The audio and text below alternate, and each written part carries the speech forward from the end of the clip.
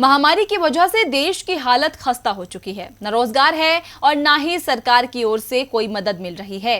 इस वजह से जनता त्रस्त हो रही है और बार बार आर्थिक राहत देने की मांग कर रही है, लेकिन सरकार है कि सुनती ही नहीं है। केंद्र की इस बेरुखी को लेकर विपक्ष लगातार घेर रहा है। इसी घेराबंदी के बीच वित्त सचिव ने नए संकेत दिए हैं। महामारी के दौर में मोदी सरकार ने केवल 20 लाख करोड़ का आर्थिक पैकेज पकड़ा दिया है और उसमें भी अब तक लोगों के पास पैसा नहीं पहुंचा है। ना ही सरकार बताने को तैयार है कि हमने किसको कितना और कब दिया। सरकार के इस रवैये से देश की हालत खराब है, इसीलिए लगातार दूसरा आर्थिक पैकेज देने की मांग की जा रही है। कई अर्थशास्त्री कह चुके हैं कि लोगों की परेशानियों को देखते हुए केंद्र को राहत देनी चाहिए। यहाँ तक कि विपक्ष तो कई बार सरकार के खिलाफ मोर्चा भी खोल चुका है।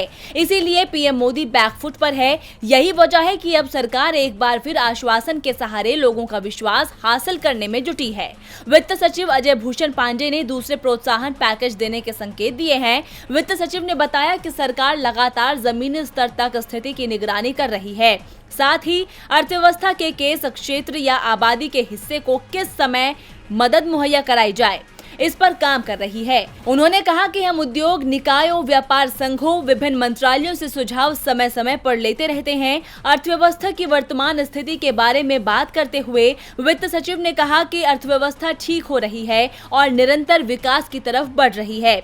अब वित्त सचिव ने तो अर्थव्यवस्था में बढ़ोतरी के संकेत देने के साथ दूसरा आर्थिक पैकेज देने की बात कही है, लेकिन सवाल उठता है कि क्या सरकार पर भरोसा जताया जा सकता है, क्योंकि लगातार 7 महीने हो गए इंतजार करते करते, लेकिन अब तक पीएम मोदी ने अपने वादों को हकीकत में नहीं बदला है, उल्टा सिर्फ झुनझुना पकड़ाया है। अब ऐसे में तो वित्त सचिव के संकेत भी केवल हवाई ही लगते हैं।